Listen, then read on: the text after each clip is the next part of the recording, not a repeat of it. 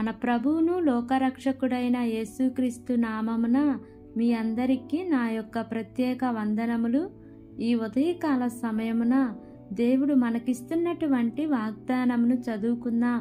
లూకా సువార్త 7వ అధ్యాయము 13వ వచనము. ప్రభువు ఆమెను చూచి ఆమె యందు కనికరపడి ఏడవవద్దని ఆమెతో చెప్పి దగ్గరకు వచ్చి పాడెను ముట్టగా మోయుచున్న వారు నిలిచిరి. ఆమేన్. దేవునికే మహిమ కలుగును గాక. ఈ ఉదయకాల సమయమున దేవాతి దేవుడు ఈ యొక్క వాగ్దానము ద్వారా మనందరితో మాట్లాడుతూ ఉన్నారు.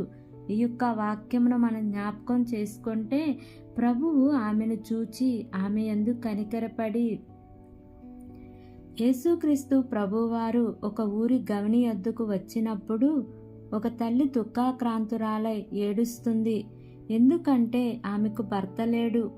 ఒక్కగానొక్క కుమారుడు మరణిస్తే ఆ శవముని నలుగురు తీసుకుని వెళ్తుంటే ఆ తల్లి ఎంతో దుఃఖపడి రోధిస్తూ ఉన్నప్పుడు యేసు ప్రభు ఆమె యొద్దకు వచ్చి, అమ్మా, నీవు ఏడవవద్దు, చనిపోయిన ఆ కుమారుణ్ణి బ్రతికించి ఆ తల్లికి అప్పగించారు.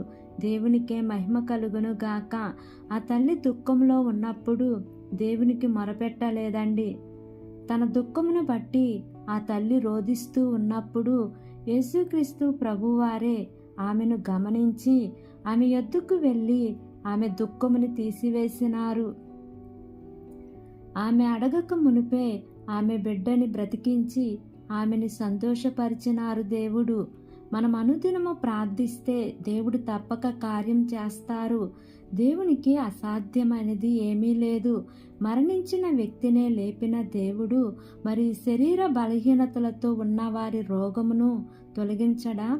మరి మన పరిస్థితులన్నీ తొలగిస్తాడు.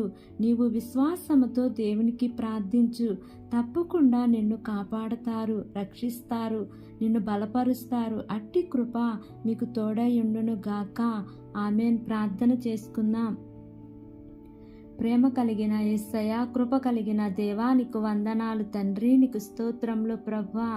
ఇంతవరకు నీ కృపలో మమ్మల్ని కాచి కాపాడిన విధానాన్ని బట్టి నీకు వందనాలు తండ్రి. ఈ ఉదయకాల సమయమున మీరు మాకు ఇచ్చినటువంటి ఇటు వాగ్దానాన్ని బట్టి నీకు వందనాలు ప్రభువా. ఎంతమంది బిడ్డలు ఈ వాక్యమును విని ఈ ప్రార్థనలో ఏకీభవిస్తున్నారో తండ్రి, ప్రతి కుటుంబాన్ని మీరు జ్ఞాపకం చేసుకోండియా. మీ మేలుల చేత వారిని తృప్తిపరచండి దేవా. ఏ కుటుంబంలో అయితే శాంతి సమాధానము నెమ్మది లేక జీవిస్తున్నారో తండ్రి, అట్టి కుటుంబాలలో మీ యొక్క శాంతిని, సమాధానమును, నెమ్మదిని మీరు వారికి అనుగ్రహించమని అడుగుచున్నాను ప్రభువా. మా దేశమును జ్ఞాపకం చేసుకోండి అయ్యా. దేశమును పరిపాలిస్తున్న ప్రతి అధికారుల కుటుంబాలను జ్ఞాపకం చేసుకోండి తండ్రి. వారందరికీ మంచి ఆరోగ్యమును దయచేయండి అయ్యా. వారు ఏ పని చేసినాను వారి యొక్క పనులన్నిటిలో కూడా మీ యొక్క సఫలతను దయచేయమని అడుగుచున్నాను ప్రభువా.